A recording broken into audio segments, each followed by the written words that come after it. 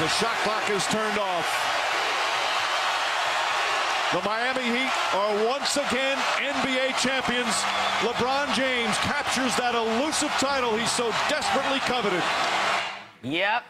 There was plenty of drama for this Miami Heat this season, but they left all that off the court, dominated the NBA Finals, and won the damn championship in just 5 games. Okay, here are the 3 big reasons why.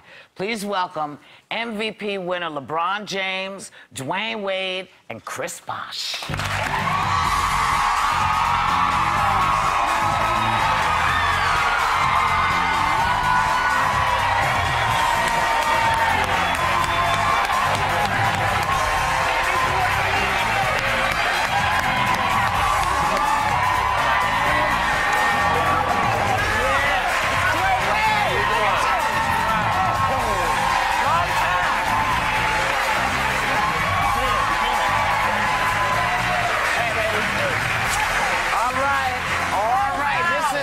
This is so cool, I can't even stand myself. I've never had this much testosterone on the show.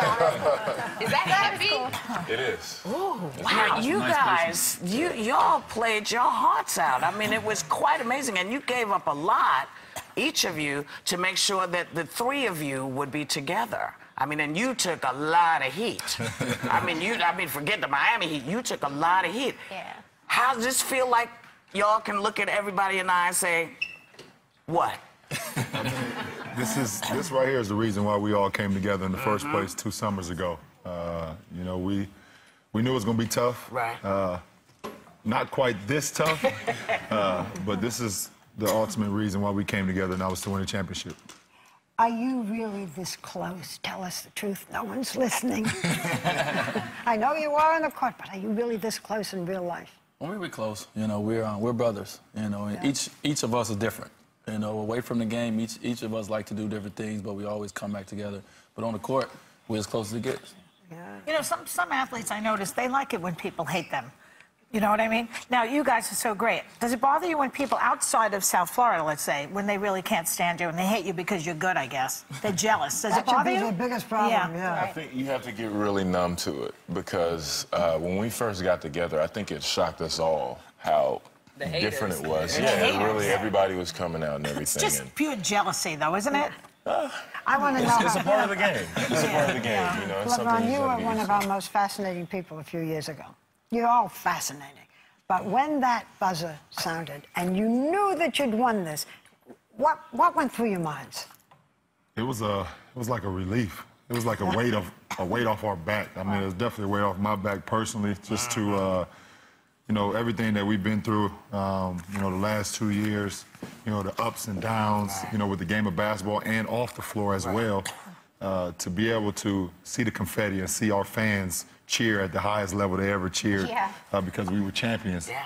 It was like, wow. Is there something? I was just going to say, because we talked about this at Hot Topics, you know, you became a villain, LeBron, when you announced that you were leaving your hometown of Cleveland. Oh, my God. And you were going over to Miami.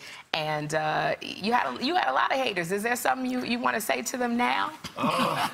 You know what? This trophy right here speaks for itself, right?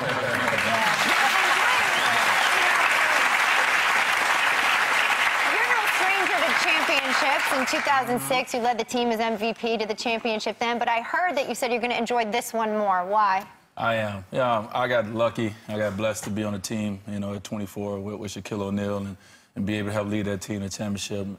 So I felt at that time like, oh, this is going to happen again. This is going to happen again next year. And then it didn't quite happen that way. 6 years later, you know, going through a lot on the court with injuries, with we was the worst team in the league a few years ago. A lot of personal issues off the court, just a lot of things in life that you deal with. And, you know, once you get back to this point again, what we call a mountaintop, you enjoy it. And the mountaintop. Do you feel that because you know, the last time you guys lost, and it was very, very devastating to you because, you know, it was a lot of pressure. LeBron, you didn't come out of your house for 2 weeks. Chris, you broke down and cried. But do you think that losing helped you with the win this time? Oh, yeah, absolutely. I mean, it's just like any other thing in life, you're going to run into obstacles, and you're going to be challenged in a way you've never been challenged before. And, you know, that's what it's really about. We know that we play basketball, but I think a lot of people can go through that trying to get to the mountaintop. You know, it was very difficult. You had your challenges. I mean, injured, missed, what, 9 games, right? And then came back. You had people, when you were out, saying, before you were out, saying, this isn't about him. And then you came back, and during your absence, actually, they felt as though you were irreplaceable. So you faced challenges. How does it feel to be back? I'm glad you're healthy. You've had a big couple months with a baby. And a championship. He didn't have the baby. No, yeah. That was not why he was out. Feels good, I guess. But it has to feel good to really reach that after facing some adversity, right? Absolutely. And, you know, we were anticipating adversity, probably not in the forms that it came, but we ended up making it, and we always had each other to rely on and the rest of our teammates to kind of just have that support group and You talk. know what you're up against together. You know, you get it. One of the great things as I was watching, you know, listening to the talking heads who, you know, say all kinds of stuff. But it was great to hear that you checked yourself. You said, okay, I wasn't as good as I should have been last year. I didn't do what I needed to do, and I let my teammates down. When you saw the tapes back, is that when it clicked for you that you had dropped the ball? No, absolutely. You know, I'm not afraid to, you know, go back and look upon my failures or things that I know I could have did better. So, you know, when I went back and watched the finals from last year, you know, there was things that I seen that I was like, wow, you could have made this play here, you could have did this there to help your team, you know, ultimately win that championship. So, I was at home screaming the same thing. You know, I bet they was too behind their doors when they weren't with me. But you know what? We're gonna have you guys stick around because we're coming back. But I want to say that y'all are playing for the fabulous Pat Riley, and I'm so proud for him that y'all gave this. You got this for him as well. We'll be right back. Next, the big three from the Miami Heat are telling you about friendship, family, and fatherhood off the court.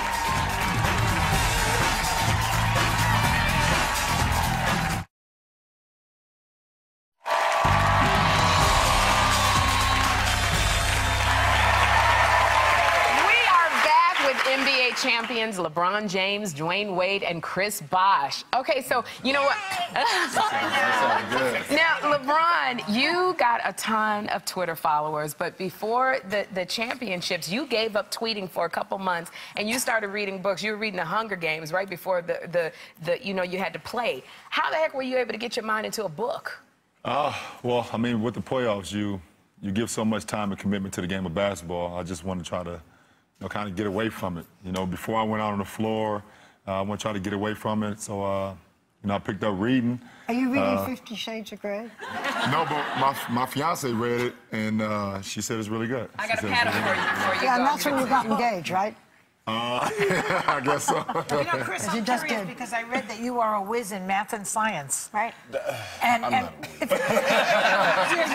a modest whiz. What would you be doing if you weren't playing basketball?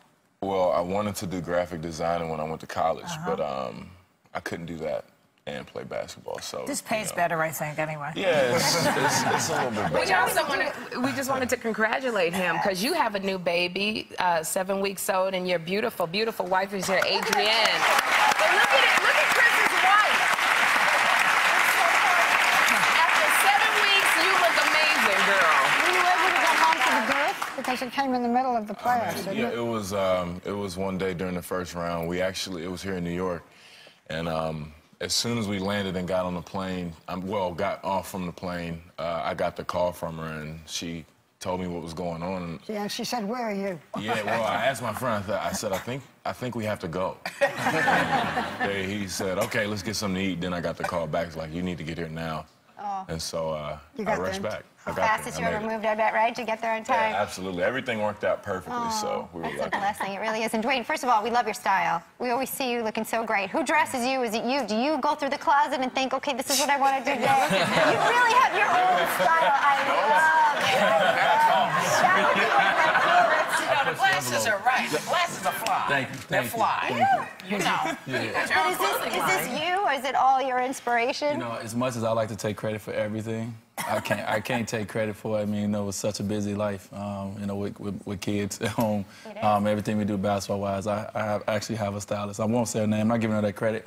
But, you wear she's well. gorgeous. You know, you mentioned just being home. Your father too, doing it on your own. You're actually going to kick off our next season, coming back with the book on fatherhood. Yeah. What's the most challenging part for you, and the best part? Well, the best part is, you know, waking up every morning, you know, and just seeing, you know, my kids at the breakfast table, you know, getting ready to start the day. And, you know, I had so many times in my life where I didn't have them there, where I didn't have the opportunity to touch them, to hold them, to talk to them. So every morning I wake up, you know, and to hear them in the kitchen, you know, talking very loud.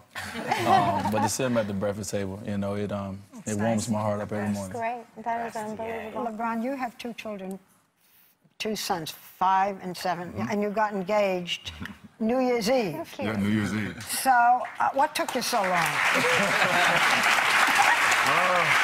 I don't know, but I know I made I made the right decision. Did you get down with that. on one knee Yeah, in I the did. restaurant? He held That's a long the way ring down. for me too for a long time. Yes. And I'll give you a quick story. He was like, I went up to him after New Year's with the ball came down, and I said, you know, I'm ready. He was like, you sure? I was like, if you don't give me the ring now, I ain't gonna do it.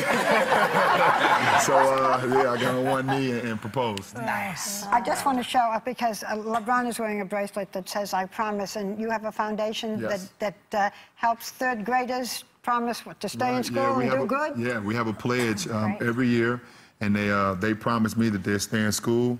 They promise me that they will listen to their teachers and do all the things that need to be done to continue, you know, their education. And I promise them that I will be the role model and the leader for them on and off the floor. That's wonderful. I got to bring some braces to everyone here. Yeah, absolutely. Well, you guys, we promise you these three they're gonna stick around. So No. oh, you're leaving. Thank you so much to LeBron James, Dwayne Wade, and doesn't Chris want you to Bosh. go. I thought